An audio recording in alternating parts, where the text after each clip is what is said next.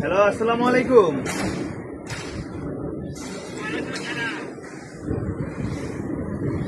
কেমন আছেন?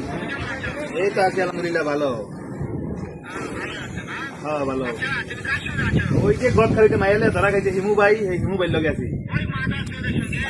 এই শোরের বাচ্চা, এই মাথার চোট, এই শোরের বাচ্চা, এই মাথার চোট, এই শোরের বাচ্চা, এই মাকে নিচা খুলি কি নাই মাথার চোট, এই মাথার চোট ওরে আমার বগলেই আছে, আমার বগলেই।